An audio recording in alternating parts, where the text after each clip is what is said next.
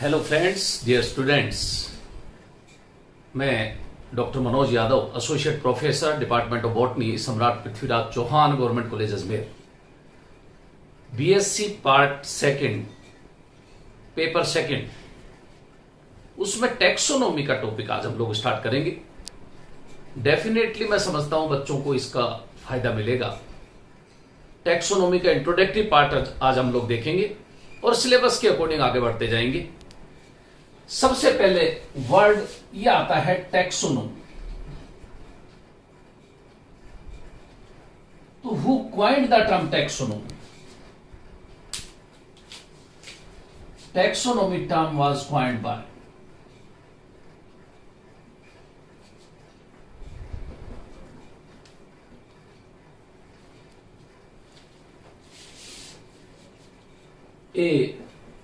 A.P.D. Candolle. He used the term taxonomy.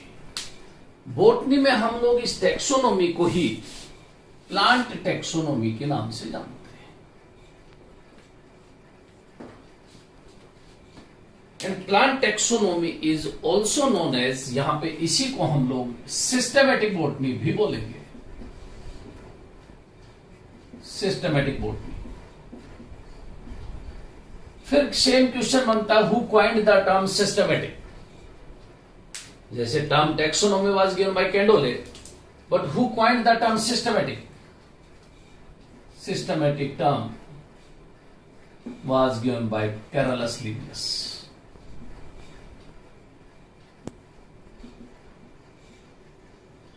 He used the term systematic in his book Systema Naturae. ये जो systematic word इसने जो काम में लिया वो इसकी इस बुक सिस्टेमा नेचुरी में काम।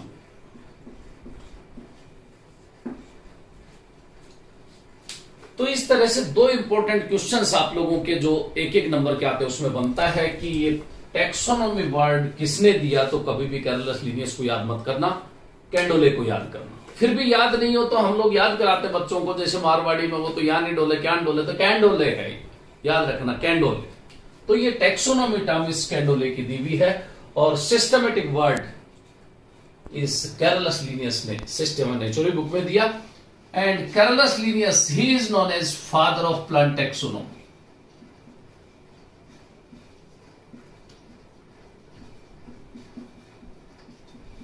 और father of systematic botany. Carolus Linnaeus को ही कहते हैं। Then who is known as father of Indian plant taxonomy?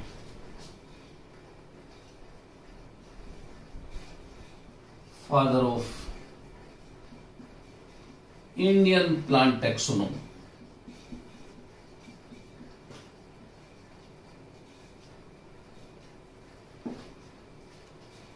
तब हम याद करते हैं एच सांतापा।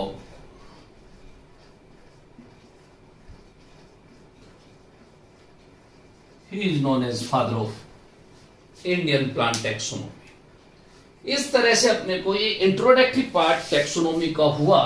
अब स्टार्ट होती है व्हाट इज प्लांट टैक्सोनॉमी। अगर हम लोग इसकी डेफिनेशन देखें तो branch of biology which deals with the study of, और ब्रांच ऑफ बॉटनी अगर आपने प्लांट कह दिया तो the branch of botany that deals with the study of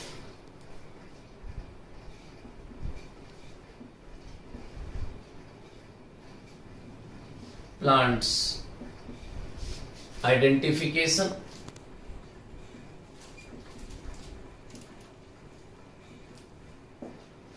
nomenclature,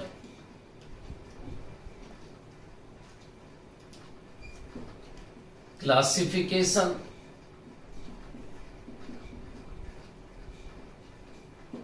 and documentation. ये चार वर्ड हम लोग काम में लेते हैं प्लांट टैक्सोनॉमी की डेफिनेशन कि branch of botany that deals with the study of plants identification, nomenclature, classification and documentation. What is plants identification, how we identify plants, ये चीज भी थोड़ी सी इंपॉर्टेंट है। तो हम लोग क्या कहते हैं प्लांट आइडेंटिफिकेशन के लिए कि it is a comparison between non and unknown species. ऐसे केस में हम क्या करते हैं, जो स्पीसीज हम पहले से जानते हैं कि जैसे अपने को पता है ये स्टेट ट्री ऑफ राजस्थान खेजड़ी है, और उसके जैसा कोई प्लांट अपने को आज मिला, अरे हम क्या करते हैं सबसे पहले कंपेयर करते हैं कि खेजड़ी के जैसा है। तो आइडेंटिफिकेशन का मतलब it is a comparison of known species to unknown species. हम लोग किसी भी नॉन स्पीसीज को जब अननोन स्पीसीज से कंपेयर करते हैं, that is known as identification. तो एक चीज तो अपने को ये याद रखनी हुई, it is a comparison of unknown species to known species। जो पहले से अपने को पता है उस स्पीसीज को इससे कंपेयर करते ताकि पता चले उसके जैसे हैं कैरेक्टरिस्टिक्स में। तो ये तो हो गया आइडेंटिफिकेशन। फिर वर्ड आता है नोमेनक्लेचर। जब हम लोग नोमेनक्लेचर की बात करते हैं तो scientific naming of any plant is known as nomenclature, या scientific naming of any living organism, उसको हम कहते हैं nomenclature। नेमिंग ऑफ, यहां पे प्लांट्स की बात चल रही है बॉटनी की, इसलिए नेमिंग ऑफ प्लांट्स और कोई भी living organism is known as nomenclature। And nomenclature is of 3 types. आप लोग देखोगे अगर मैं टाइप्स ऑफ नोमेनक्लेचर की बात करूं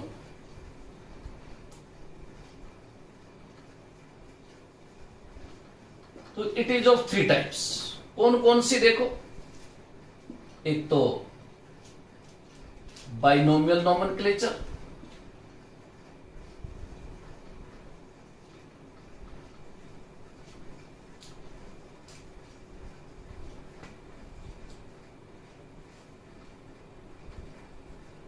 एक trinomial nomenclature,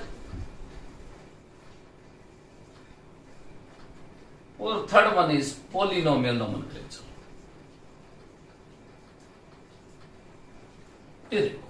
nomenclature is of 3 types और डेफिनेशन इन्हीं के ऊपर लिखी हुई है। कैसे? If scientific name is made up of 2 words it is binomial. If scientific name is made up of 3 words, it is trinomial. And if scientific name is made up of many words, it is polynomial. तो 3 तरह का nomenclature हो गया। अब अपने लिए question ये बनता है कि इनिशियली जब हम लोग आइडेंटिफाई करके प्लांट्स का नोमेनक्लेचर दे रहे थे तो इनमें से 3 कौन सा था प्रिमिटिव टाइप का नोमेनक्लेचर? तो आपको कहना polynomial. Nowadays which type of nomenclature is there? तो आप लोगों को कहना binomial, but it may be sometimes trinomial. तो इस तरह से आप लोगों को एक चीज ये बहुत इंपॉर्टेंट याद रखनी है। और इस तरह के नोमेनक्लेचर की जरूरत क्यों पड़ती है? आप लोग देखोगे पूरे वर्ल्ड में, वर्ल्ड की बात करें इंडिया में, अजमेर में, राजस्थान में, कहीं पे भी जब आप लोग बात करोगे तो हर एक प्लांट को, हर एक लिविंग ऑर्गेनिज्म को आप लोग देखोगे अलग अलग जगह पे अलग अलग नाम से जानते। तो लोकल नेम तो उस प्लांट के अलग अलग जगह अलग अलग है। अपने विद इन स्टेट ही देखोगे कि एक प्लांट के तरह तरह के नाम है। डिफरेंट स्टेट में जाओगे तो अलग नाम है, और अगर मैं दूसरे कंट्री में जाऊंगा तो अलग नाम है। तो इस तरह से जो मिलियंस अगर प्लांट्स हैं तो बड़ा मुश्किल हो जाएगा आइडेंटिफिकेशन। इसलिए ऐसे जरूरत पड़ी कि उस प्लांट को एक ऐसा नाम दें ताकि पूरे वर्ल्ड में उसको उस एक नाम से जाने। इसके लिए इंटरनेशनल रूल्स बने और उन रूल्स को हम ICBN international code of botanical nomenclature के नाम से जानते हैं। और उन इंटरनेशनल रूल्स को फॉलो करते हुए हम उस प्लांट को एक ऐसा नाम देते हैं ताकि पूरे वर्ल्ड में उस नाम से जाने। अगर हम बात करें, अगर ये इस तरह के साइंटिफिक नेम नहीं हो तो फॉर एग्जांपल खेजड़ी जिसको हम लोग यहां कहते हैं, अपने राजस्थान का स्टेट ट्री है। अपने इस स्टेट के एडजॉइनिंग अगर आप लोग हरियाणा में जाएंगे तो हरियाणा में उस खेजड़ी को ही नहीं बोलता, वहां पे जाटी कहते हैं। जब आप लोग उससे सटे हुए स्टेट पंजाब में जाएंगे तो वहां पे जाट ही नहीं, उसको जाट कहते हैं। या तो जाट तो अपने चौधरी लोग हैं, वहां पे उसको जाट कहते हैं।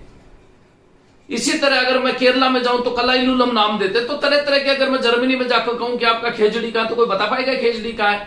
तो इस तरह से अगर किसी एक ही प्लांट के अपने एक कंट्री में ही इतने नाम है, तो दूसरे कंट्री में तो उसको पता नहीं किस नाम से जानेंगे। इसलिए इसकी जरूरत पड़ी कि हर एक प्लांट को एक साइंटिफिक नेम दिया जाए और पूरे वर्ल्ड में उसको इस नाम से जाने।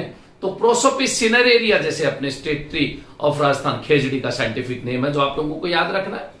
इसी तरह स्टेट फ्लावर ऑफ राजस्थान आप लोग जानते हो, स्टेट फ्लावर ऑफ राजस्थान हम किसको कहते हैं? रोहिड़ा को कहते हैं, जिसे मारवाड़ टीक भी कहते हैं। टिकोमेला एंडुलेटा उसका साइंटिफिक नेम है। तो कहने का मतलब यह है कि इस तरह के साइंटिफिक नेम देने के लिए who developed that binomial nomenclature, तभी हम याद करेंगे binomial nomenclature was developed by Carolus Linnaeus. ये जो बात कर रहे हैं हम लोग बाइनोमियल नोमेनक्लेचर की, ये किसने डेवलप किया? तो कैरोलस लिनियस ने डेवलप किया। और इसके सारे रूल्स आप बहुत अच्छे से समझ पाते हैं। इसका मतलब समझ में आ गया अपने को। पहला पॉइंट कि scientific name is made up of 2 words.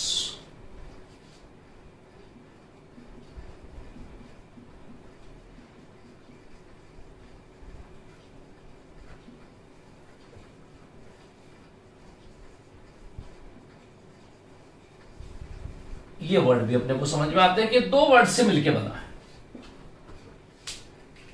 In 2 word में फर्स्ट वर्ड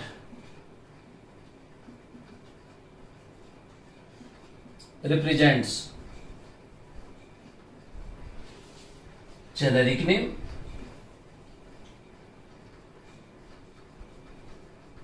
जिसको हम लोग जीनस कहते हैं।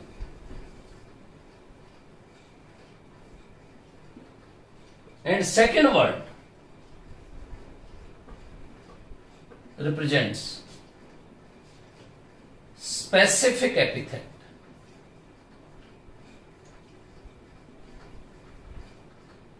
जिसको हम स्पीसीज कहते हैं। तो इस तरह से फॉर एग्जाम्पल जैसे मैंने प्रोसोपिस सिनेरेरिया आप लोगों को बताया, ये देखो प्रोसोपिस सिनेरेरिया। आपके जाने पहचाने नाम लू, जैसे पाइसम सेटाइगोन,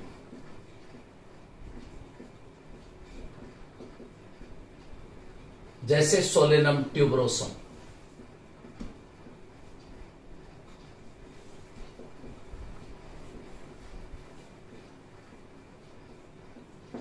जैसे मैंजीफेरा इंडिका,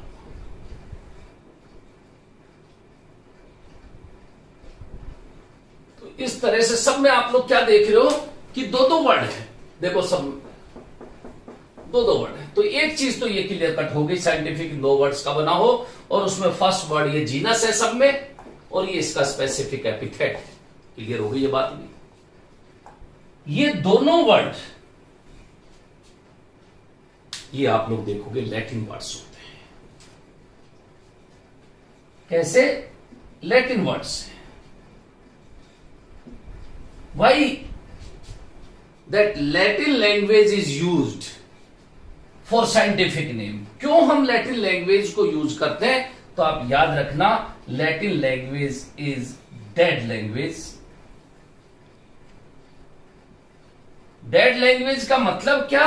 कि उसके एक वर्ड का एक ही मीनिंग निकलता है। There is no any modification of that single word. अपने इंग्लिश में तो एक वर्ड के हजारों आपके मीनिंग निकल सकते हैं, लेकिन इस लैटिन लैंग्वेज के एक वर्ड का एक ही मीनिंग निकलता है। इसलिए ये Latin word, Latin language use में लेते हैं। But at the time of computerised और ड्यूरिंग टाइपिंग हम लोग इनको इटैलिक्स में लिखते हैं। तो जितने भी ये लैटिन लैंग्वेज के वर्ड्स हैं उनको हम किस में लिखते हैं? इटैलिक्स में। लेकिन यहां पे एक बात याद रखना, 4th पॉइंट में आप लोगों को लिखा रहा हूं, if they are hand written, अगर ये साइंटिफिक नेम हैंड रिटन अपन हाथ से लिख रहे हैं, तो both these 2 words underline separately.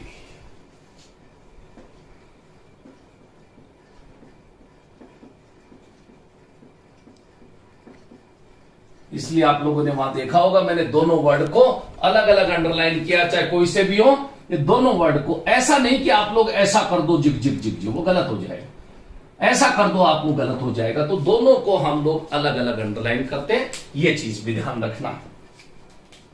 Fifth point,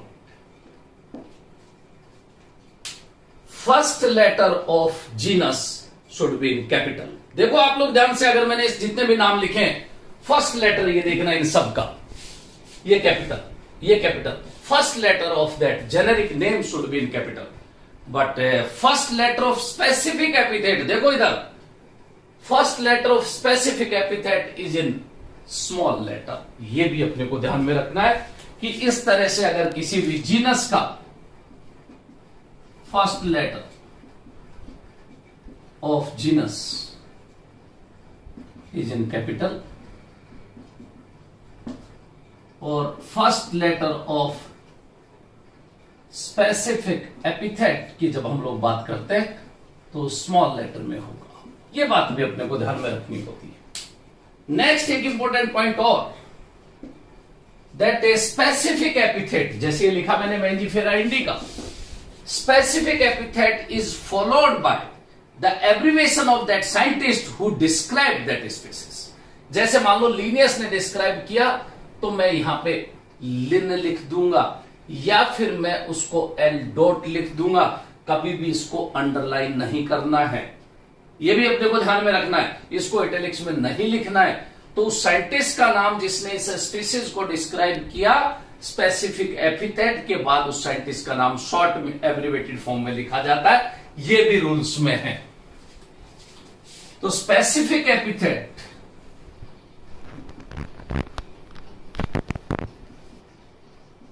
is followed by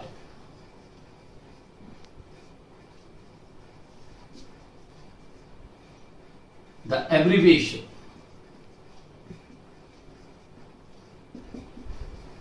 of the scientist who described that species। ये बात भी अपने को ध्यान में रखनी है कि उसका एब्रिवेटेड फॉर्म वहां लिखा जाता है। अगर हम लोग सेवंथ पॉइंट की बात करें, ये सब चीजें क्लियर है। अब आप लोग कह दोगे दो ही तो वर्ड देने, लेकिन अगर मैं इस एक वर्ड में अगर मैं 20 अल्फाबेट ले लूं, इस एक वर्ड में मैं कह दूं मैं 30 अल्फाबेट लूंगा, तो इसको भी उन्होंने उस रूल्स में फिक्स कर दिया कि कभी भी कोई generic and specific epithet, generic name या स्पेसिफिक एपिथेट, ये कभी भी not less than 3 letters, 3 letters से कम नहीं होगा। नहीं तो हम कहते ABCD, BB, CC, CD, CA, ऐसा नहीं। कम से कम 3 लेटर्स हो एंड नॉट मोर देन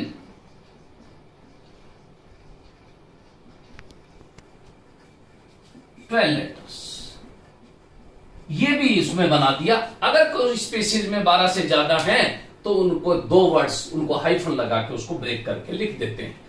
लेकिन इसके अलावा 8th पॉइंट की जब हम लोग बात करते हैं, बहुत इंपॉर्टेंट पॉइंट्स में से एक, क्या टोटोनिम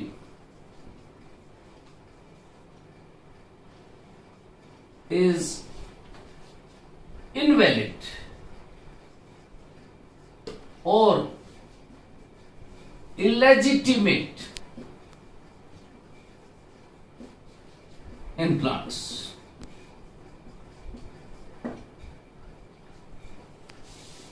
अब अपने को टोटोनिम का मतलब पता हो तब तो हम ये बात करें कि इनवैलिड और वैलिड का क्या मतलब है। तो when generic name and specific epithet both are same, जब दोनों सेम होते हैं जेनेरिक और स्पेसिफिक एपिथेट, तो उसके लिए वर्ड काम में लेते हैं tautonym. It is not valid in plants, याद रखना। फॉर एग्जांपल, अगर कभी देखा आप लोगों ने मैंजीफेरा मैंजीफेरा, कभी देखा केशिया केशिया, कभी देखा केशिया केशिया, कभी देखा लमनम सोलेनम सोलेनम, मैंने कहा नहीं, इस तरह का नहीं है कि कहीं भी हम लोग ये देखें कि टोटोनिम है वो कहीं भी वैलिड हो, तो टोटोनिम कहीं भी वैलिड नहीं है। ये चीज तो अपने को ध्यान में रखनी है। और दूसरी चीज, ये इलेजिटिमेट वर्ड इसी के लिए काम में लेते हैं। अब आपको ये देखना है कि क्या एनिमल्स में कोई ऐसा है, तो आप लोग देखोगे कि ऐसा नाजा नाजा कोबरे का साइंटिफिक नेम है, रेटस रेटस चूहे का नाम है। तो इस तरह से गजेला गजेला जैसे चिंकारा है। तो कहने का मतलब एनिमल्स में तो tautonym is valid, but in plants tautonym is invalid. तो याद रखना, ये टोटोनिम इज इनवैलिड और इलेजिटिमेट फॉर प्लांट्स, लेकिन ये एनिमल्स में ये याद रखना ये लेजिटिमेट है, वैलिड है। तो इसी तरह से ये भी एक पॉइंट हो गया। लेकिन जैसे ही हम लोगों ने अब टोटोनिम बोला, ऐसे एक वर्ड आता है ओटोनिम।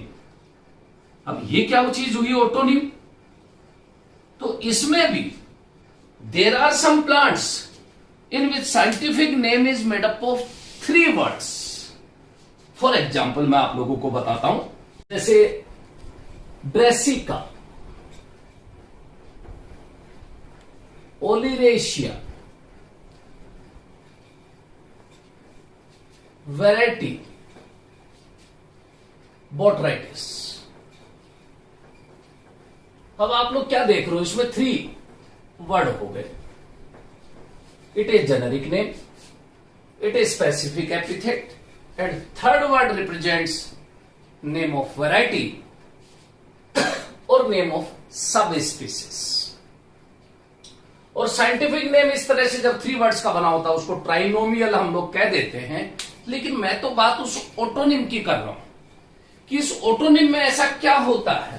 तो आप कहोगे when specific epithet like oleracea and name of a subspecies और variety both are same, both are similar. यहां नहीं है सिमिलर, लेकिन अकेशिया निलोटिका, निलोटिका, ये देखो अकेशिया निलोटिका, वैरायटी निलोटिका। बताओ ऐसे में ये और ये मतलब स्पीसीज और sub species both are same, तो हम इसको कहेंगे autonym. It is valid for plants and animals both. जैसे एनिमल्स में हम अपना नाम भी जानते हैं, होमोसैपियंस, होमोसैपियंस, वो ओटोनिम का ही तो एग्जाम्पल है। अकेशिया निलोटिका, निलोटिका ओटोनिम का ही तो एग्जाम्पल है। इसी तरह से एक लास्ट अगर हम लोग देखें, सिनोनिम, ये देखो सिनोनिम। सिनोनिम का मतलब यह है कि अगर किसी एक ही प्लांट या एनिमल या ऑर्गेनिज्म के 2 नाम हो, मान लो एक किसी साइंटिस्ट ने इंडिया में किसी प्लांट को डिस्क्राइब करके और नॉमेनक्लेचर करके नाम दे दिया, और उसी सेम प्लांट का नाम मैं को जर्मनी में किसी साइंटिस्ट ने और दे दिया, विच वन इज वैलिड? तो याद रखना प्रिंसिपल्स ऑफ प्रायोरिटी में एक चीज आती है कि पहले किसने दिया according to international rules, that is the valid, and remaining all scientific names are synonym of that one. जैसे एल्ब्यूगो कैंडिडा का सिनोनिम कौन है? Cystopus candida. तो इस तरह से सिनोनिम का मतलब भी अपने को समझ में आ गया, एल्ब्यूगो कैंडिडा, और इसी का सिनोनिम कौन? Cystopus Candida.